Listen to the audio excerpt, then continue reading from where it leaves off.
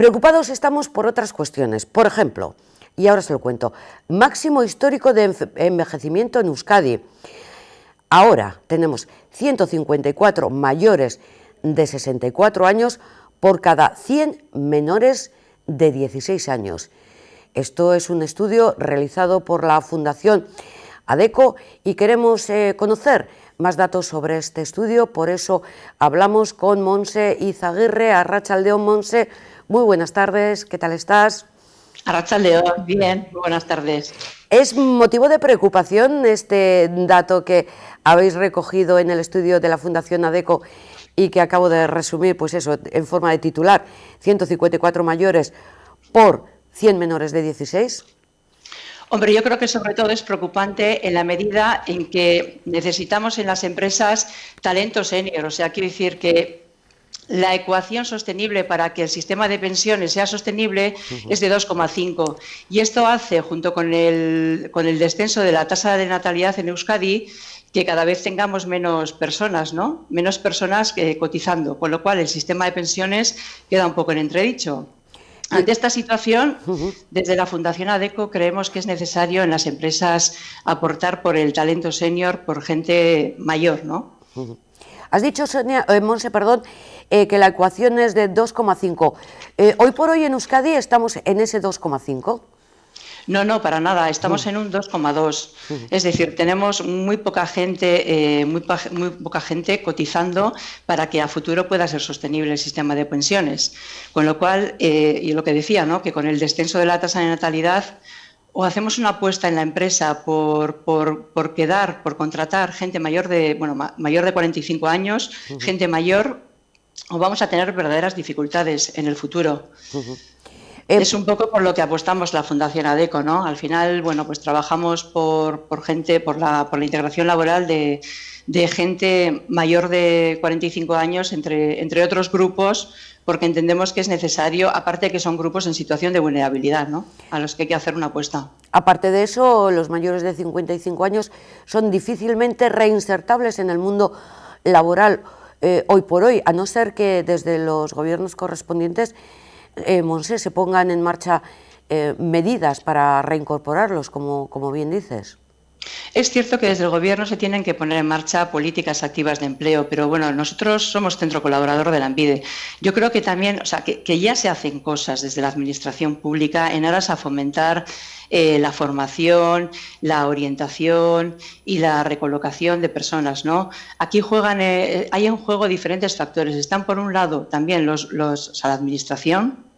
Creo que, por otra parte, está en juego también, es importante, y es ahí donde nosotros somos fuertes o hacemos un gran trabajo, es importante sensibilizar a la empresa, normalizar y, sobre todo, trabajar un poco a favor de la diversidad, ¿no? Diversidad en gente mayor de edad, en gente con discapacidad, diversidad en cuanto a la necesidad de tener mujeres en las plantillas. O sea, creemos que es necesario también, ya digo, políticas activas por parte del Gobierno, concienciar a las empresas, normalizar, crear una cultura favorable a la diversidad y a la contratación de mayores. Y luego, por otro lado, también es importante que la propia persona, cualquier persona en edad, que está ya en una edad adulta y que no tiene empleo, tenga también una actitud favorable, ¿no?, para encontrar empleo. ¿Sabes por qué lo digo? Porque, mira, a veces atendemos a mucha gente y a veces encontramos también que la propia persona, en la medida que a lo mejor cobra un subsidio de mayor de 52 años. Por otro lado, está cobrando una RGI, una renta de garantía de ingresos. Entonces, muchas veces tenemos la sensación de que depende también de nosotros, ¿no?, del compromiso que tengamos y de las ganas que tengamos realmente de dar un giro y de encontrar un empleo. Porque a veces también es cierto que un paro de larga duración puede cronificarse. Puede cronificarse y en un momento dado te puedes encontrar en una situación en la que pues ya tienes una especie de confort, entre comillas, y cuesta un poco salir de esa situación, ¿no?, salir de esa rutina. Entonces, al final yo creo que tienen que ponerse en juego diferentes, 3 ejes, ¿no? Sí. Administración, persona, crear cultura. Y yo, si quieres que te diga la verdad, también pienso a nivel personal, nosotros trabajamos mucho a favor de, bueno, pues de la integración de personas con discapacidad, ¿no? Ahí hay una cuota de reserva que obliga a todas las empresas a que por encima de 50 en plantilla tengan una cuota de reserva. Yo no sé hasta qué punto no puede ser o no sería interesante, me planteo, ¿no?, el que no hubiera también una especie de cuota obligatoria a partir de determinada plantilla, pues de que hubiera necesidad, ¿no?, de tener un porcentaje. ¿Por qué? ¿Por qué lo digo? Pues es como el uso de la mascarilla en este momento, ¿no? O sea, parece que hasta que no nos lo imponen, parece que no te pones a ello, ¿no? Entonces, creo que es importante educar, concienciar, ahí estamos, pero no estaría de más, y sobre todo teniendo en cuenta la situación futura que se avecina, que, bueno, pues eso, que está en entredicho, ¿no? ¿Qué va a pasar con el sistema de pensiones? Entonces dices, ¿hasta qué punto no estaría de más el, de alguna manera, requerir determinada cuota, ¿no?, de personas mayores? Mira, Monse, precisamente ayer hablábamos con el director de FECOR, hablando también precisamente de estas cuestiones, pero también quizás ese pasito adelante lo debería dar el Lanbide a través del empleo público, empezar por ahí, con eso que tú estás comentando. Sí, hacer un poquito más y casi obligar dentro de esa cuota. Sí, es cierto que a nivel interno también, o sea, es que esa cuota, digamos, que sería interesante que empezara, que no solamente afectara a la empresa pública, sino que también desde la propia administración, ¿no? Ayer me imagino que FECOR hablaría de la cuota de reserva del 2% de personas con discapacidad, sí, ¿verdad? Pues, de eso y otras muchas cuestiones, como el gasto, eso es, como el gasto excesivo de, por ejemplo, las sillas de ruedas que ellos necesitan, o su petición que hicieron a los partidos políticos de cara a las elecciones para que sus derechos se vean cumplidos, un derecho al empleo y el derecho a la vida independiente. Pero efectivamente, el tema de la cuota, el tema de un empleo que les permita su objetivo último, que es llevar una vida independiente. Pero bueno, en el caso, digamos, que ahora nos ocupa, que es el de los seniors, que efectivamente es un término que me gusta más que el de mayores.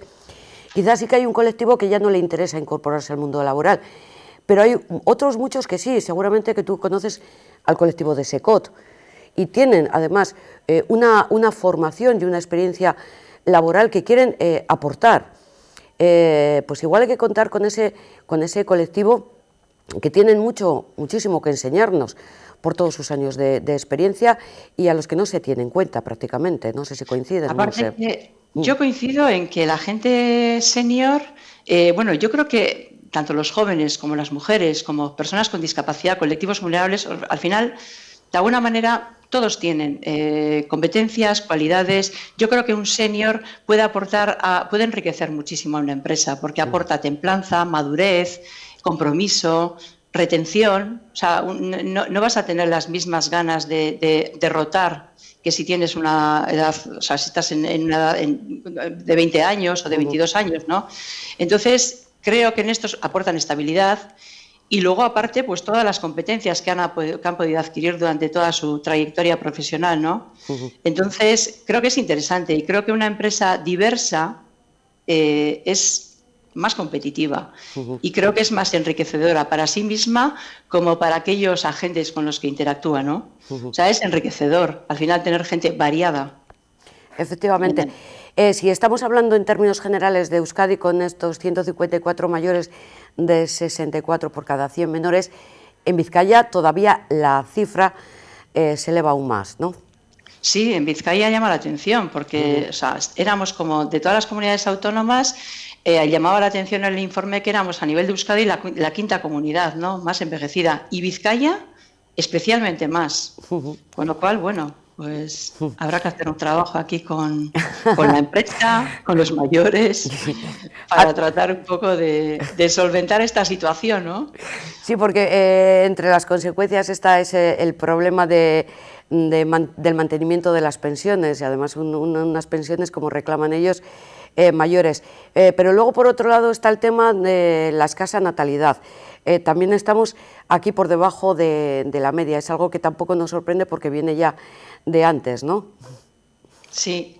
ahí no te puedo decir gran cosa, no soy demógrafa, pero es cierto que llama la atención, sí. Sí, no, la verdad es que por esta parte tenemos, o sea, cada vez una población más envejecida, por otra parte cada vez menos nacimientos, y el tercer elemento, un aumento de la esperanza de vida. Un aumento de la esperanza de vida, sí. Entonces, con lo cual, bueno, pues... ¿en qué, más o menos, en qué edad lo situamos hoy por hoy? No te puedo decir, pero lo que sí es cierto es que sí o sí es, bueno, está claro que no podemos quedarnos de brazos cruzados y de que hay que movilizarse. Y yo creo que es interesante, ¿no? Que, pues eso, que la empresa vaya viendo un poco esa necesidad. Yo creo que va a ocurrir un poco como ocurrió en su día con la incorporación de la mujer al mercado laboral, que me acuerdo que hace muchísimos años las empresas comentaban, ¿no?, que no tenían vestuarios adaptados y había una serie de argumentos higiénicos que la empresa exponía para no poder contratar, que luego por fuerza mayor eso se llevó a cabo y hoy en día, pues bueno, cada vez es mayor, ¿no?, la presencia de la mujer. Pues aquí va a pasar de igual manera, o sea, inevitablemente se va a tener que hacer una apuesta. Porque no va a haber gente, porque vamos a ir a buscar, a reclutar gente con determinados perfiles y que no lo vamos a encontrar. Entonces, vamos a tener que tirar de la gente que en ese momento está disponible para poder trabajar, gente mayor. O sea que, aunque sea, vamos a hacerlo por egoísmo propio. O sea, si el senior que quiere trabajar, que tenga posibilidades, que exista una cuota, que se pueda reincorporar al mundo laboral. Y si no, pues entendámoslo pues, por egoísmo, para poder aumentar la actividad económica y sacar adelante este país con esta crisis económica que nos viene encima, ¿no? Claro, es que muchas veces las cosas parece ser que por responsabilidad personal las hacemos hasta cierto punto, ¿no? Y si tenemos ahí una cuota o una obligación o dices egoísmo, bueno, si no nos queda otro remedio, pues se hace también, ¿no? Pues bueno, tendrá que ser así. Por una vía o por otra, bueno, si al final conseguimos mejorar la situación, bienvenida sea. Para terminar, ¿podemos hacer una comparativa con otras comunidades en el sentido de decir, tranquilos, que todavía hay otros que están peor? ¿O no? Pues por lo que hemos visto, sí, ¿no? Hemos visto, ¿no?, en el informe que todavía había Asturias, creo que Asturias estaba en una situación bastante peor, Asturias, Galicia, Castilla y León y Cantabria. Cantabria están, pues, son comunidades que están por delante nuestro. Bueno, las tenemos. ¿Navarra no entra dentro de esta cuota? Navarra no, Navarra estaba ya pues en el 9º lugar o así, o sea, está un poco por debajo, sí. Está en mejor situación que nosotros. Digamos que estas son comunidades con las mismas características que la nuestra, pero un poquito peor, ¿no? Sí, eso es. Bueno, como hay que consolarse en algo, pues bueno, nos vamos a consolar que todavía no somos los primeros en esto. Montse Izaguirre, de la Fundación ADECO, muchísimas gracias por toda esta información. Gracias a vosotros. Vale.